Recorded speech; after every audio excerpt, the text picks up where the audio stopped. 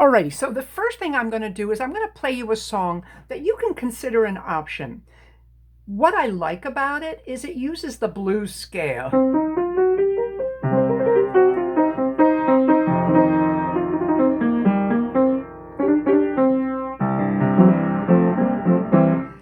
Uses the blues scale, which is different than a major scale. It's got a sound that we associate with blues.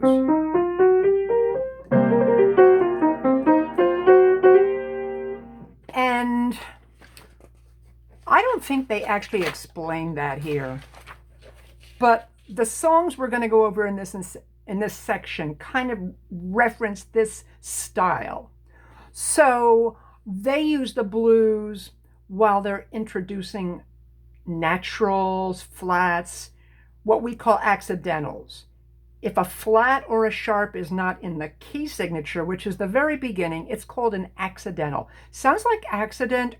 It's really not an accident, but that's just what the name is, and it makes it easy to remember if you think of it that way.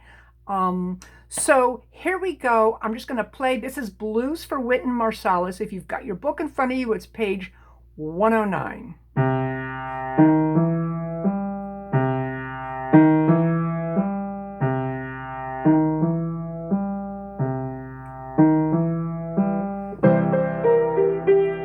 Sorry, I made a mistake.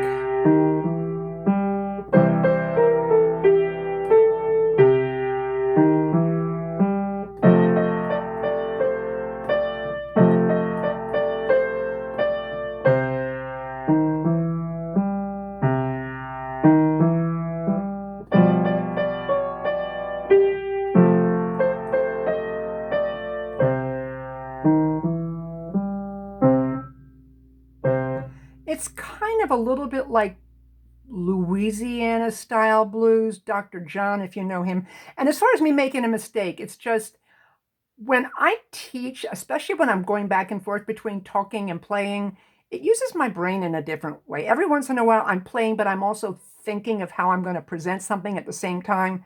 And it's like, oops, it happens. So even when you make mistakes, you'll discover you practice, practice, get it right.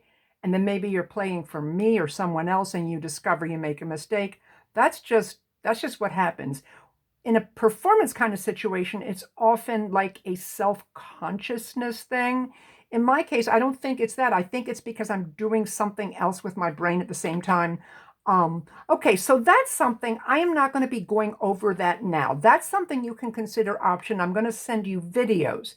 However, if you really like that and like it more than the others and you personally want to work on it, if you let me know, I will help you with that. Whatever that turns out to be. If it means making you a little video or something, that's fine. Now, the two blues songs I'm going to concentrate on, I'm going to play them through and then I'm going to start breaking them down. So we're going backwards in the book. This is page 108. Chasing the Blues Away. We started this a little bit.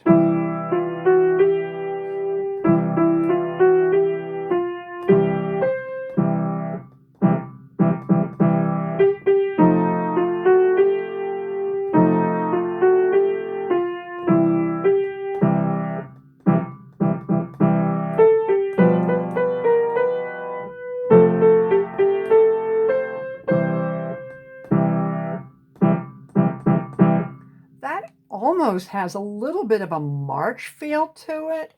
Something about that left hand pattern. And this is the page where they introduce the natural sign. It's at the top of the page in a pink box.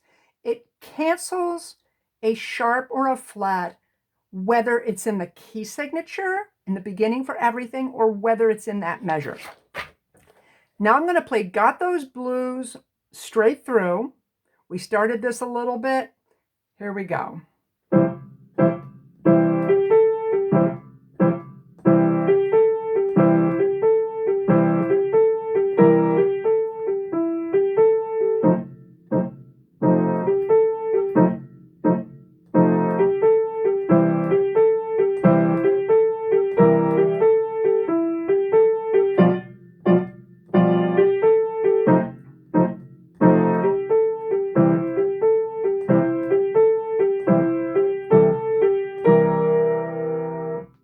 Okay, I do not believe I've mentioned it. I will be putting this in I started a couple new folders, which I've talked about before. You've got a song links folder, you've got a homework folder, and your next quiz after, and only one person has done the second quiz, which is your choice of 89 or 9091. So I need for you to start getting in touch with me for that. A few of you, about a third of you, have not sent me the very first assignment, which is just an ungraded assignment, but you get credit for sending that to me. So it doesn't matter if there's mistakes. You're going to get full credit as long as you send it to me. So getting back to what will be your third quiz, your choice is going to be Got Those Blues, page 107, or Chasing the Blues Away, which is 108. There's a possibility of an option if you personally want to do perhaps 109. You can work that out with me. So just if you don't prefer that, just let me know. We'll work it out. But those are going to be your basic choices. Don't have to take notes now. I will add this to the folders. It might not be till this evening, but I will definitely update everything and add some just basic song links. So let's get to work. I had started this. I had 2 classes ago, I just played a little right hand. Last class, I did a little bit more. I think what I'm going to do is I'm going to start it as though we have not worked on it, but I'm going to quickly move through the first part into the second part. As a blues song, we have on the page 4 lines, but really 3 parts, 3 phrases. There's different kinds of blues, but a very common kind is this, which is a 12-bar blues. 3 phrases of 4 bars. So if you have heard blues, if you're kind of familiar with the sound, you might be familiar with this feel. And if you're not that familiar with it, it may be new to you. Alrighty, so we're going to quickly move through the first line, but breaking it down. I'm going to start by pointing out, let's just look at it. What do we see in the left hand? No new chords. We see a rhythm, though, that has to be accurate. We see rest. That will repeat.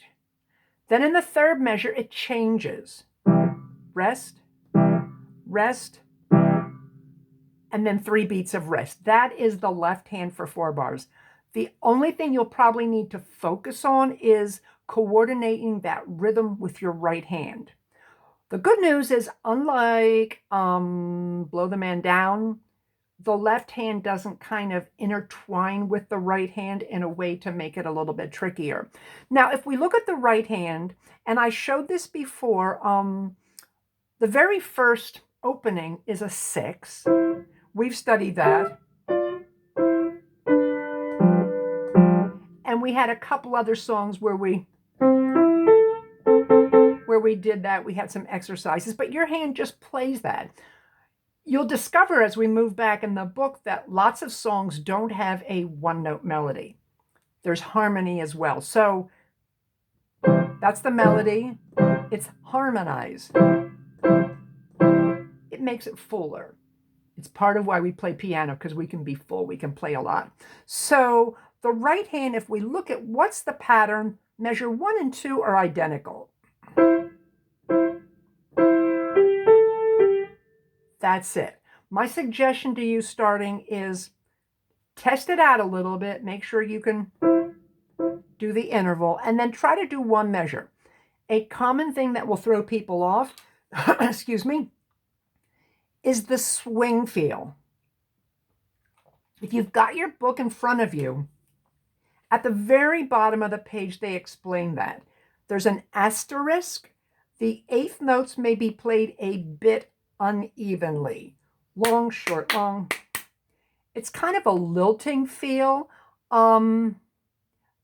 There's other songs that we've done that you could use this. Consider this optional. If this feels good to you, if it feels doable and is not throwing you off, do it this way. However, if it's throwing you off, you can play with what jazz people call, when you're playing a style that's often that swing feel, when you play something without it, we will say straight 8ths. That means plain ordinary eighths.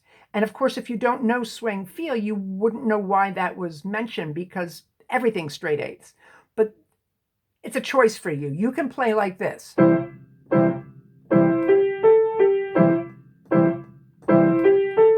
That is making all the eighths even. Listen, you decide what works best for you.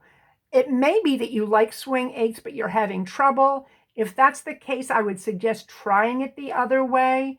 Either's going to be fine. As long as you do one consistently, that's fine. So getting back to quickly moving through the first line, that first measure repeats exactly in measure 2. My suggestion is break it down a little bit, do little sections, put a measure together, put 2 together. Measure 3 is different. However, there is no new material. Each half of the measure is like the second half of the first measure. So once you get the first measure, the first line should be very doable. As we get into the fourth measure, this throws people off at times. The first interval throws people off. First of all, it sounds odd. It's an interval we have not really had or have not really focused on. It's called a tritone. That's probably more information than you need. It's not a regular fifth. A regular fifth that we're used to sounds like that. In this case, the top note is lowered. It's a slightly smaller fifth, and it might sound odd to you, and by itself, sounds like a train whistle. But when we put that with the chord, we get a seventh chord,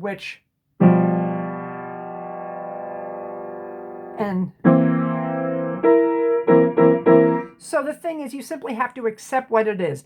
I want you to work on both of the blues songs we're going to talk about, but then you pick the one that you feel most comfortable with. So you're going to need to probably break that down into a smaller section. I'm going to mention, put a 4 on the B flat. It might seem really weird, but it's the only option that's going to work well. If you try a 5 or a 3, it's going to be harder. So I can promise you that a 4-finger on that, even though the 4-finger often feels weak, if you can do that, it will make it easier. So you would do that a number of times. How many? It depends on you. Maybe 3, maybe 10, maybe 5 or 10 in that range one day, and then another day, maybe a third day. You'll get it. The second half of that measure is actually easier. Just take note, it's different. So I'm going to move into line 2. Well, I should say phrase 2, because we're in line 2, but we're moving to the second phrase. If we look at all 4 measures,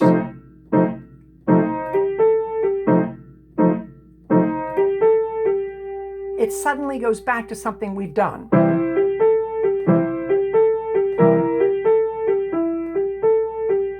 So the second half of the second phrase is identical to the second half of the first phrase. Now, if you're not sure what that means, if you're kind of vaguely following and not sure, it just means that in the second phrase, we have material that you've already worked out in the first phrase. Once you have it down, this will be easy. So we're only going to worry about 2 measures. So what's new in the left hand? It's an F chord. That happens twice. 3 chords and a rest. Now the right hand presents a challenge. Your thumb is going to be on E flat. If you're watching me from the screen, you can't see this, but from the overhead, you'll see it. Because the black note is back further and higher, and because the thumb is shorter, you need to go back. Now there's kind of 2 basic ways you can do this. The way I do that, I don't twist my hand to get my thumb back on that E flat. To me, that's a little awkward. And as far as general piano technique, it's not necessary, and maybe it's not the best technique, but sometimes you do use that technique. Now, here's the thing. For some people, guys with big fingers, you may need to twist, because if you've got a finger that when you press a white note kind of towards the back of the keyboard. If you find one finger you can't press just down one note back in the small part, you may need to twist a little bit. So I'm just going to say nothing more about that now. If you're working on this and if you're stuck, get an overhead view of what your hand's doing. Just send me that little bit and I'll give you feedback. I'll help you with that. So what I do is, you can see from the view you're sitting, my elbow's out a little bit. My arm goes out from my body. I'm not really sitting properly. I'm trying to turn towards you, but this is me sitting properly.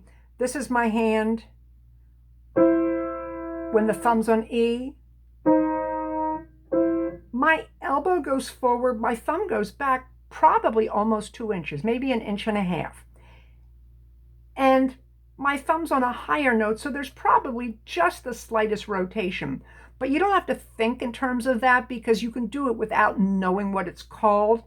So I can't think of any way to show this in this view. When you get the overview, if this is something that's tricky, then you'll be able to see it. So you're going to do 3 times. Those last 3 notes are identical to the beginning. Now here's something that can be done 2 ways. If your fingers are small enough, which for I'd say 90% of people they will be, you can keep your hand back. What I tend to do, because for me it's a little easier, I kind of slide my arm back a little bit where I have a little bit more room for those white notes. I get out of the black key hills, the valleys and hills. There's a little experiment you can try. It may not be valid on all keyboards. On some it will if they're like a digital piano, full size with a different kind of action, but it might not work the same on your keyboard. But here's something you can try. Take one finger, relax, don't like poke. Play a note out at the edge, kind of the edge of the keys, lightly, and just tune in to how much force it takes you to get it down. Don't try to play a loud note. Play the lightest note you can, and then try different volumes and try to get a sense of how much force you need. Then walk your finger back. At this point, I can feel it's getting harder. Back here, it's much harder to press down. This is, what's it called? A lever with a fulcrum. In physics, there's a fulcrum in the middle, like a seesaw. And depending on where that fulcrum is, depends on the force. I'm not a physics expert. I can't explain that. But if you think in terms of, if you've seen a seesaw, I knew when I grew up we had them. I don't know if they have them much anymore. But if you've had physics, you know that depending on where that fulcrum is, you might have to press harder, but it lifts further, that kind of a thing. So you don't need to understand that to play, except if you're thinking in terms of where your hand's playing.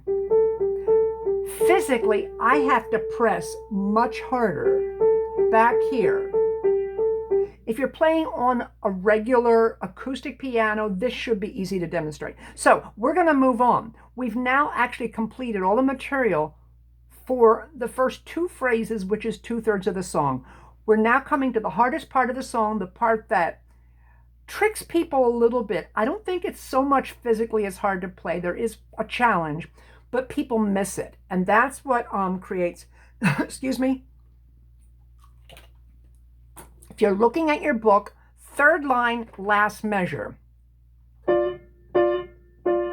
You're going to play, instead of E and C, F and D. And if you look at that pattern, you will notice the last 3 notes are identical to the first measure.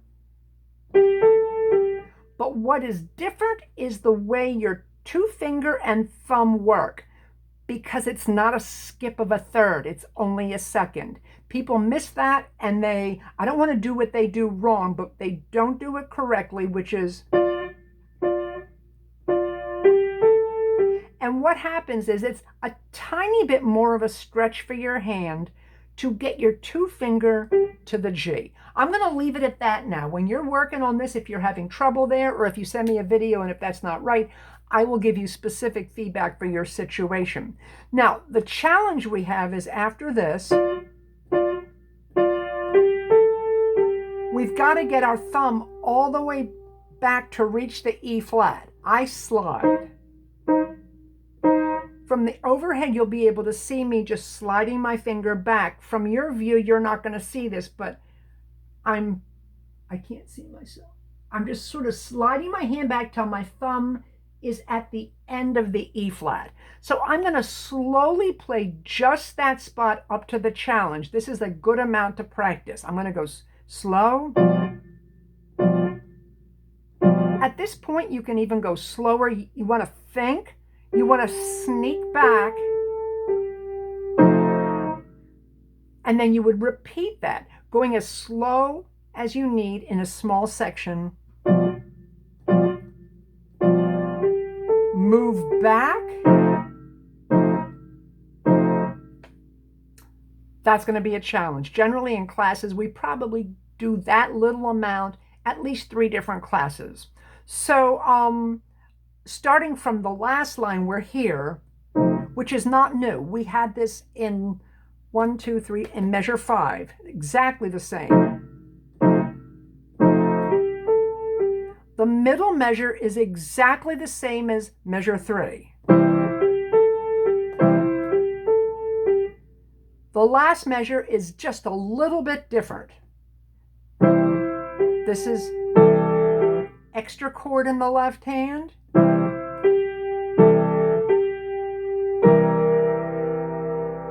And a B flat with a fermata. So I'm probably going to come back and work with this in one of the online versions of the class again. I'm going to leave that for now. This is enough information to finish it, but if you're having trouble, I will address this again as needed. We are going to look at page 108.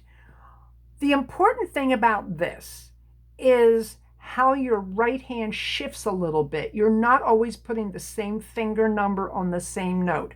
At the top of the page, they introduce a natural sign. They use it here in a measure where they have an accidental of an F sharp. In measure 2, F sharp, now F natural.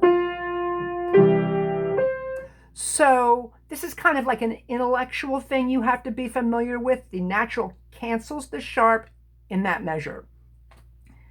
The physical thing is your hand's going to feel smushed up because you're close together, because now you're playing some of the black notes, a bunch of notes right next to each other with a black note. So I started the first line a little bit, and I kind of think I might have gone into the second line. I'm just going to go through the first line more quickly, move into the second line, and then I'm going to finish it.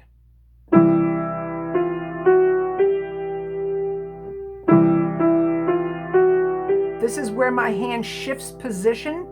My thumb moves and moves my hand up.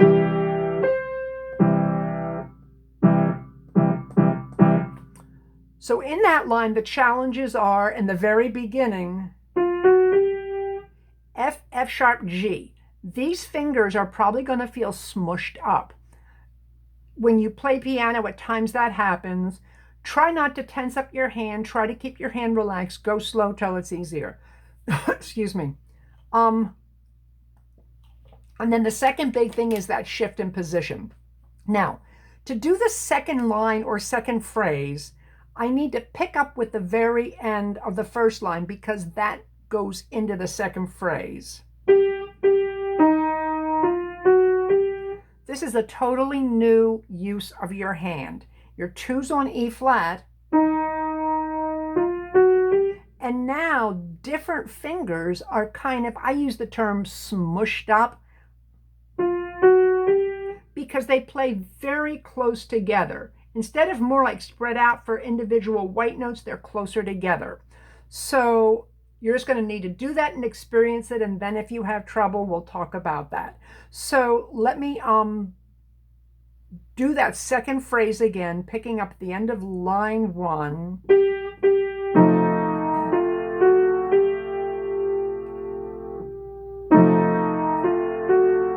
Now we have an F natural.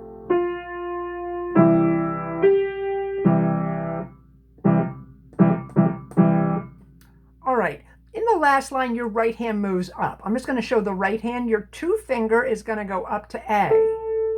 And I don't think we've done anything in this class that has your hand that high. 3 Bs, B flat, B natural. B natural is the same as B.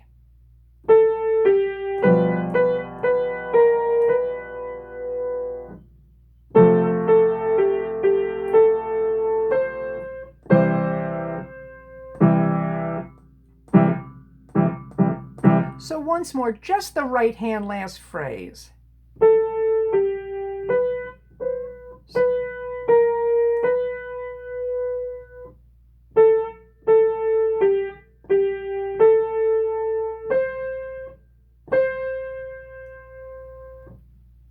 Okay, that's what I wanted to cover today.